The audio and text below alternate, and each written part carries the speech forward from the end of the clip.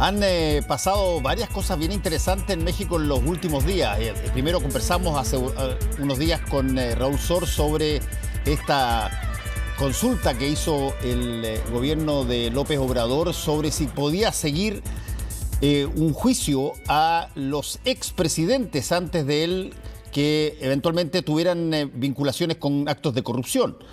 Bueno, pero ahora volvió el gobierno de López Obrador, esta vez haciendo una acusación muy fuerte a Estados Unidos y particularmente a las compañías de armamento de Estados Unidos que, según dice el gobierno mexicano, han facilitado el contrabando de armas transfronterizo que ha provocado miles de homicidios y que ha llegado esto incluso hasta los clanes mexicanos de narcotráfico. ¿De qué se trata esto? Lo conversamos con Raúl Sor. ¿Cómo estás, Raúl? Hola, Fernando. Sí, el canciller Marcelo Ebrard, el canciller mexicano, ha declarado que se van a querellar contra 11 empresas fabricantes de Estados Unidos, las más conocidas, Smith & Wesson, Colt, Remington, en fin, las 11 principales empresas productoras de armas de puño, armas cortas, pero también fusiles de asalto, porque estiman, tienen y presentó antecedentes, que al año entran unas 500.000 armas a México. 70% del armamento que circula en México proviene de Estados Unidos, 70%. Y este es un porcentaje que ha venido aumentando. Y el gobierno mexicano fue muy cauteloso de decir que esta no es una querella contra el gobierno estadounidense, con el cual comparte, digamos, con el presidente Biden, con el gobierno actual, comparte la campaña contra la tenencia de armas de fuego. Tú sabes, lo hemos conversado tantas veces, en Estados Unidos la Asociación del Rifle es la gran defensora y tiene un poder político, una gravitación en Estados Unidos muy fuerte. Entonces los mexicanos, con mucha inteligencia, han dicho: nosotros no nos preocupa, no es de nuestra incumbencia qué pasa con la tenencia de armas en Estados Unidos, pero tenemos evidencia que las empresas, las grandes empresas productoras de armas, hacen la vista gorda y en algunos casos hay vasos comunicantes con compradores, grandes compradores de armas que son dirigidas a México. Hay distintos métodos de compra de armamento clandestino en Estados Unidos. Hay lo que ellos llaman los hombres de paja, que son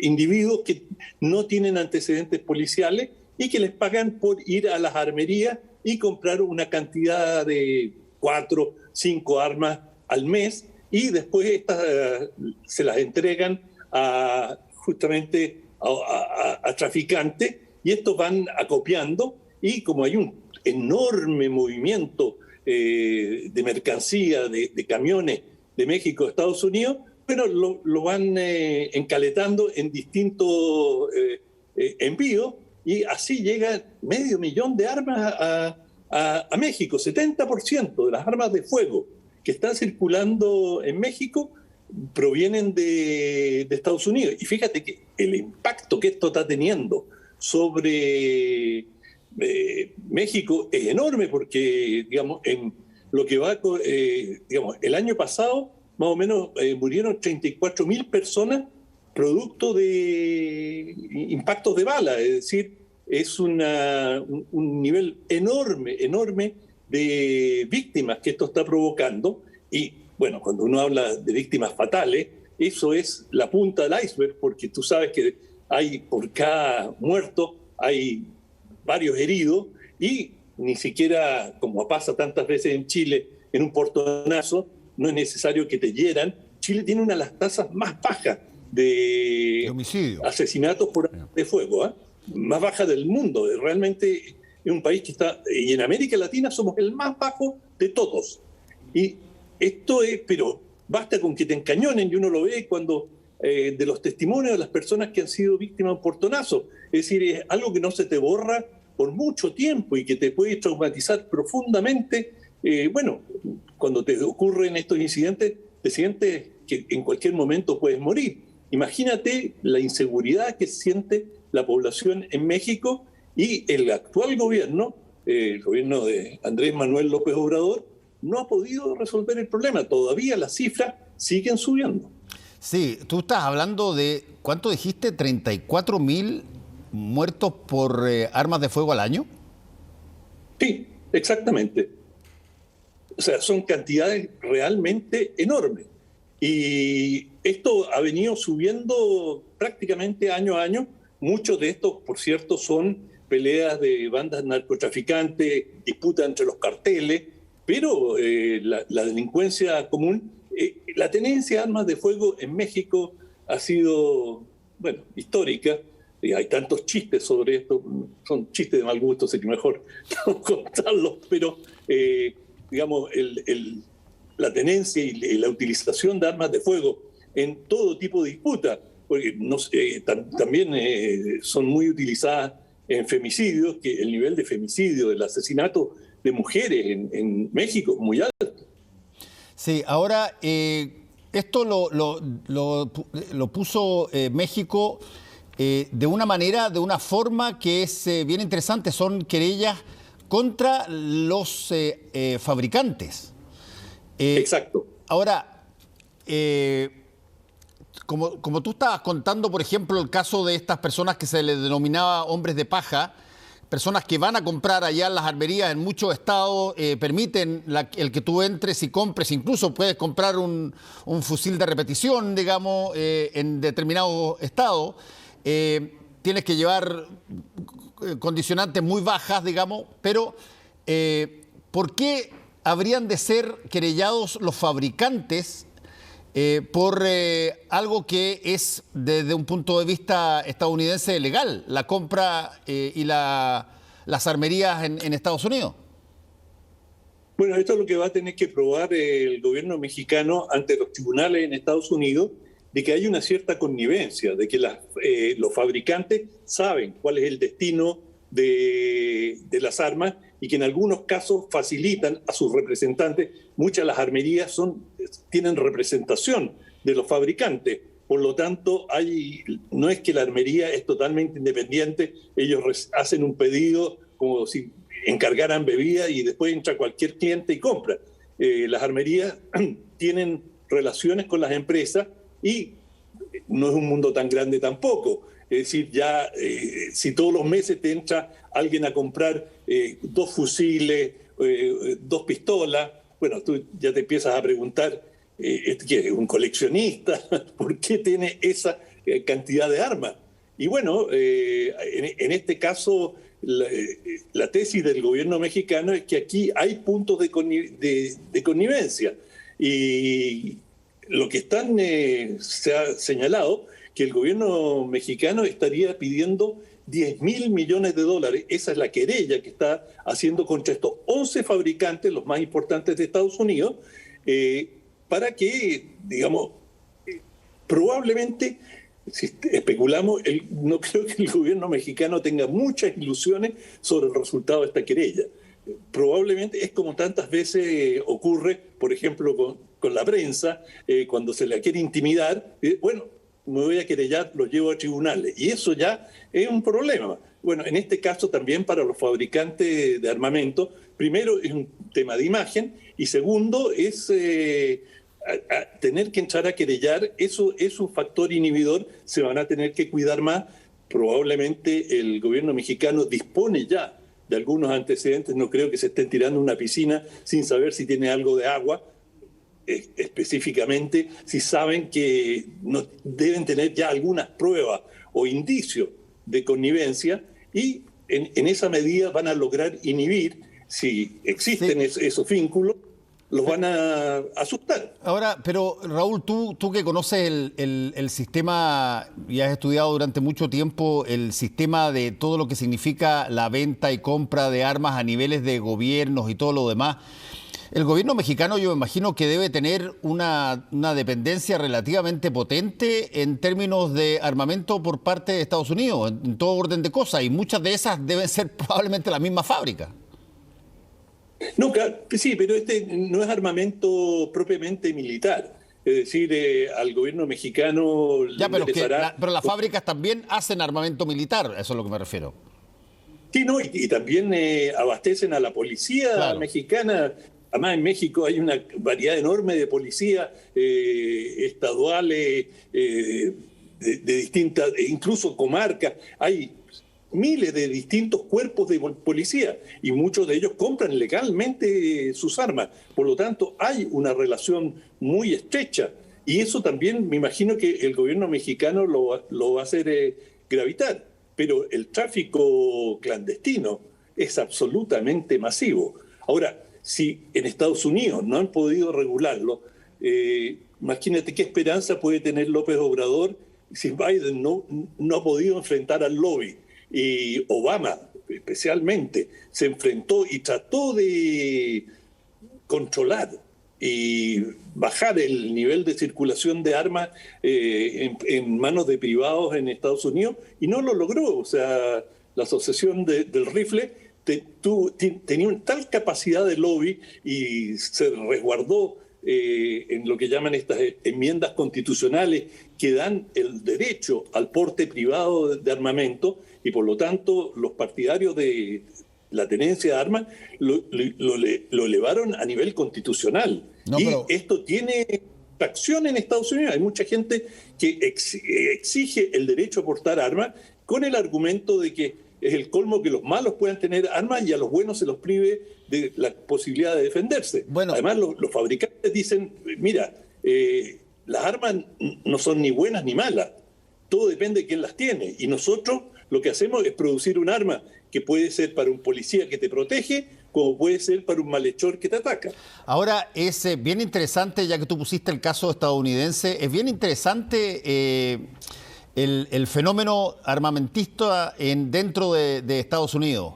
Si bien yo creo que, no sé si todavía sigue siendo, pero en un momento dado, la National Rifle Association, la Asociación Nacional del Rifle, que es los que postulan, es un lobby legal, era el lobby más poderoso de Estados Unidos. Creo que el lobby israelí era el segundo, que también tenía una fuerza muy potente en el Congreso, en el Capitolio, y después habían otros tipos de lobbies, digamos, legales, pero la Asociación del Rifle era muy importante y se basaba en una cosa que es bien interesante, porque alguien podría preguntarse cómo nace la segunda enmienda, que es la enmienda que permite tener armas constitucionalmente. La enmienda constitucional, la segunda enmienda, es la enmienda que todos quieren proteger, los que son a favor del arma. Bueno, esa nace cuando se está construyendo la Constitución y se agregan algunos acápites, donde, en términos, te lo digo, coloquiales, si mal no recuerdo, nace una pregunta cuando se está independizando el país, que no sé si es que es John Adams el que lo plantea o no en esa primera empresa constitucional, cuando dice, bueno, estamos cambiando un rey por un presidente. ¿Y qué pasa si es que el presidente se cree rey y se vuelve loquito? Y va a tener la posibilidad de acudir a la Guardia Nacional, y va a tener la posibilidad de tener el ejército, y va a tener posibilidad de decretar estados de emergencia y de generar presión a través de las Fuerzas Armadas y de orden contra la ciudadanía. ¿Cómo nos defendemos de eso? Y se mete la segunda enmienda para dar la posibilidad de que, como última posibilidad de defenderse en 1776, estoy hablando, un poquito tiempo después, la ciudadanía tenga la posibilidad de adquirir armamento para defenderse del potencial despotismo. Claro, para defenderse del potencial despotismo que pudiera sobrevenir del gobierno central. Que es bien interesante la figura, y eso no ha sido... Siempre es recordado cada cierto tiempo que esta enmienda no nace de grandes fabricantes de armas, sino que nace de esa idea de que el último defensor de la democracia estadounidense es el ciudadano y tiene que enfrentarse con todos los poderes que eventualmente lo opriman, y para eso necesita estar resguardado con armamento y dan el derecho a comprar armas. Y lo que ha pasado, por cierto, es que buena parte de la distorsión de ese pensamiento único del siglo XVIII se ve, como tú muy bien lo decías, en la cantidad de crímenes, de homicidio, de incluso accidentes con armas que encuentran niños en la casa que suceden en Estados Unidos. O con los loquitos que se van a una torre, qué sé yo, y matan 40, 50 personas con un rifle con mira telescópica. Bueno, yo diría que una de las disfuncionalidades del Estado moderno de Estados Unidos es justamente esta situación de tenencia de armas de particulares en cantidades industriales. Todos los países desarrollados y civilizados del mundo, los estados tienen el monopolio del poder de fuego y son, como en todas partes, se requiere de permisos y de digamos, una inspección muy rigurosa antes de poder tener un arma, como es en Chile y como es en la mayoría de los países. Y por el contrario, en aquellos países en que hay libre circulación de armamento, como en Estados Unidos, las consecuencias son desastrosas, como se ve con las recurrentes masacres que ocurren, pero con una frecuencia increíble, y la cantidad de personas que mueren o asesinadas en accidentes y, en fin, el recurso a las armas de fuego, independiente de si te matan o no, es algo brutalmente intimidatorio. Es decir, cualquiera que haya sido víctima de un asalto y encañonado por un arma de fuego no lo va a olvidar en el resto de su vida. Por lo tanto, es el interés societal de todos de impedir o de minimizar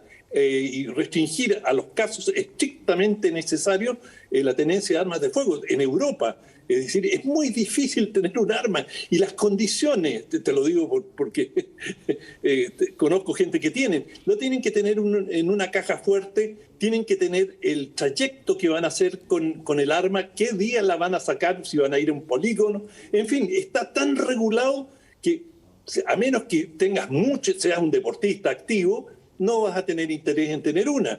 Y las tasas de incidencia o de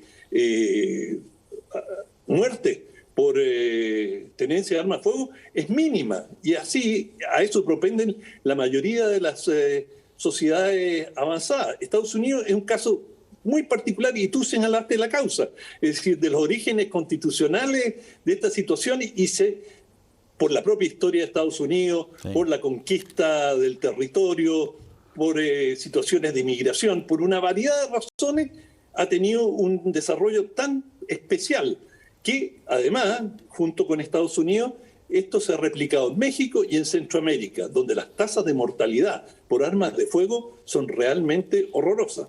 Sí, bueno, mal que mal, y es una estadística que yo sé que en Estados Unidos pesa. Y en las escuelas, cuando la enseñan, me consta, porque he estado ahí viendo a veces cuando se enseñan este tipo de cosas, bueno, hay mucha discusión. Esta es la única democracia moderna que ha matado 4 presidentes en ejercicio. Eso no es una cosa que se encuentra muy fácilmente en democracias institucionalizadas, fuertes, poderosas, exportables. Pero 4 presidentes en ejercicio han sido asesinados a balazos por personas ciudadanos o parte de Estados Unidos. Y eso y es una novedad. Los que han muerto, una cantidad mucho mayor ha sufrido atentados. Además. Bueno, pero vamos a estar viendo cómo sigue lo que estábamos originalmente hablando, que es este juicio que les pone los mexicanos, más bien al gobierno mexicano, a los grandes fabricantes de armamento de Estados Unidos. A ver si es que esto sigue o, como tú muy bien dijiste, es una cosa que quiso hacer López Obrador, pero quizás no tenía mucha expectativa de que pudiera llegar a término, digamos. Veremos, justamente lo seguiremos monitoreando. Que te vaya muy bien. Chao. Igual. Volvemos.